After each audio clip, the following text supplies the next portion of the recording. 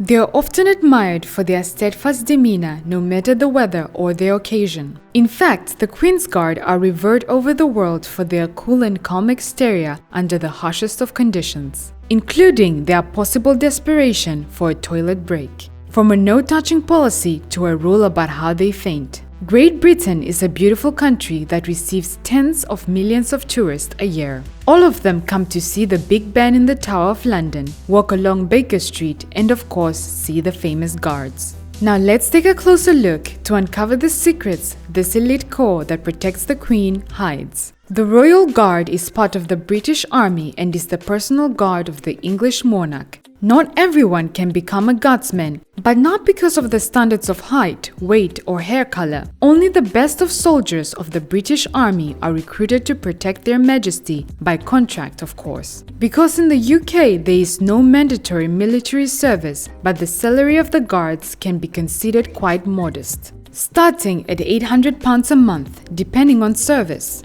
But why do the best of the best agree to so little money? The answer is quite simple. It's all about prestige.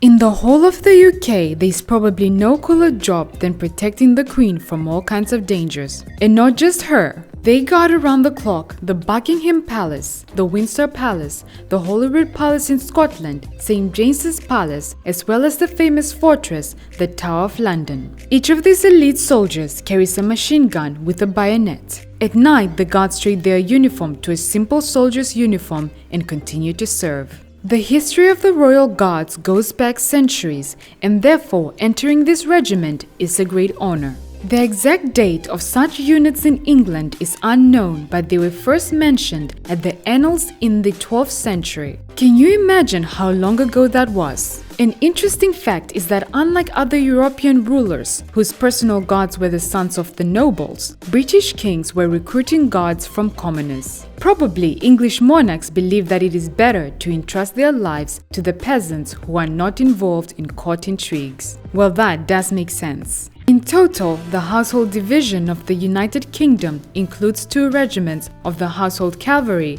and 5 regiments of Foot Guards. The Queen's Life Guard, the Blues and Royals, as well as the Stream Guards, Grenadier Guards, Scots Guards, Irish Guards, and Welsh Guards can all be distinguished by their uniform. But if we are talking about their infantry, this task can be really difficult. They all wear red coats and high hats made of bearskin. The main differences in the uniforms of the infantry are the location of the buttons on the uniform and the color of the cockade on the cap. The intricate insignia on the uniforms is not the only difficulty faced by the guards of Her Majesty. They also have to have nerves of steel. You have probably seen photos and videos of tourists coming close to the soldiers and taking pictures with them. While the guards don't react in any way, even if you try to talk to them, you will not succeed. However, in no case can you touch the soldiers of the guard or stand in their way during any ceremony. After all, even if these people resemble mannequins or characters from a postcard, don't forget they are real soldiers armed with real weapons. And this weapon is loaded in addition to the impeccable performance of ceremonial duties to the Royal Guard. Always show an excellent performance in battle. They are well trained and possess all the necessary skills like any other soldier of the elite regiment. Moreover, employees of the Royal Guard took part in all wars and combat operations in which the United Kingdom participated. So even if the guard standing still seems to be a harmless life-size puppet, don't touch him. Just don't. A royal guardsman on duty will never speak to a tourist either, neither with his colleague, but not because all of them are silent introverts. It's just the rules. During the service, the soldiers of the Royal Guard don't even have the right to engage in dialogue with each other because of the warm uniforms and especially because of fur caps. Guardsmen often lose consciousness. In such cases, they can't help their colleagues, as the duty of soldiers is to stand still. Of course, the condition of the soldiers is always monitored by a doctor ready to help at any moment. By the way, in addition to the infantry, the cavalry also stands guard. They do this only during the day, only in one place in front of the barracks located on the Whitehall Street. By the way, in addition to the infantry, the cavalry also stands guard. They do this only during the day and only in one place in front of the barracks, located on the Whitehall Street. The service of the guards is rather symbolic because their only weapon is a sword. Of course, it can also be very dangerous, especially in the 21st century, when there are so many firearms. Another difference between horse guards and the infantry is that the cavalry guards change the guard every hour, all due to the fact that horses, unlike people, can't stand without moving for more than an hour. Also, we have to talk about the famous fur caps of the guard. They are made from fur of the North American grizzly bears and weigh about 3 kilograms. 3 kilograms that you have to wear on your head and at the same time stand still for hours. Officers' caps are taller and brighter there. The fact is that they are made of male fur, and the caps of common soldiers and non-commissioned officers are made of female grizzly fur. In recent years, animal defenders organized actions to reach out to the government to replace the bear fur with artificial fur. British fashion designer Stella McCartney even wanted to design the hats, but the government has its own arguments. Natural fur, in contrast to the artificial, doesn't deteriorate in any weather, and the guards don't have any umbrellas. Animal defenders are constantly drawing attention to this problem, but so far the authorities don't agree to change the design of the uniforms. But don't think that every guardsman has his own tailor-made cap. This unique attribute of the uniform is passed from demobilized soldiers to young recruits and lasts for years. In addition, sometimes the Ministry of Defense likes to experiment, trying to introduce hats made of synthetic fur. So far, nothing good has come out of it.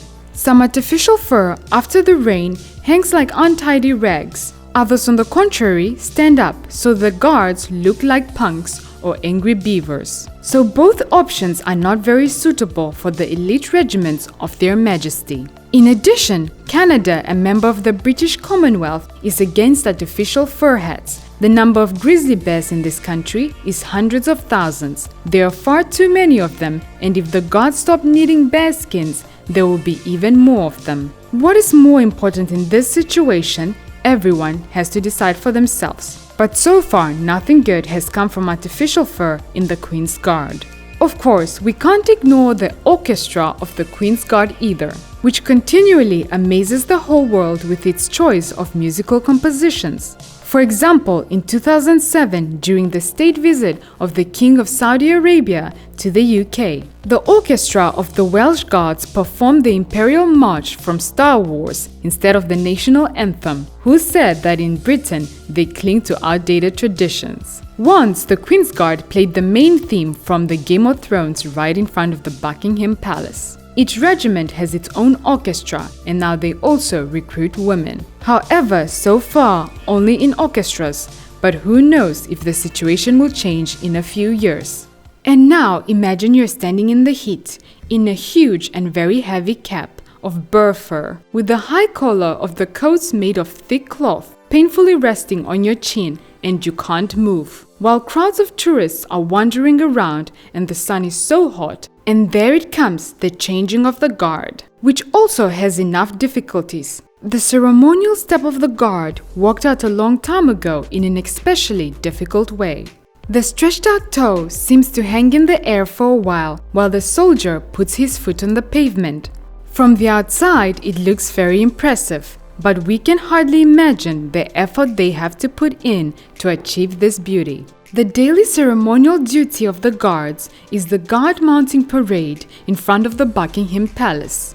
This spectacle attracts crowds of tourists. 2 detachments and 2 orchestras march through the crowds of tourists for over an hour, and the officers of the regiment, surrendering guard loudly and clearly recited the guard service regulations to officers preparing to accept it. The officers repeat what is said to the soldiers of their regiments and send them to their posts. The action is accompanied by orchestra music. We must say that the small parade ground in front of the Buckingham Palace facade gets really damaged by guards' shoes. On average, during 1 week, the guards march about 16,000 kilometers on it. Therefore, every few years, the surface of the parade ground has to be completely changed to make it look decent. However, with all the difficulties we have described, the guards live quite comfortably. They live by pairs in one room with a TV, a music system, and other amenities, but there's more. They also have a special privilege which other military units don't. Once a year, Her Majesty Elizabeth II and her husband, Prince Philip, Duke of Edinburgh, hold a special reception exclusively for the guards. Each guardsman can bring one family member to this reception. Young soldiers take their mothers or their brides to these events, and the older ones take their wives. And with each of them, the Queen has a special conversation. A personal conversation with the Queen? Wow!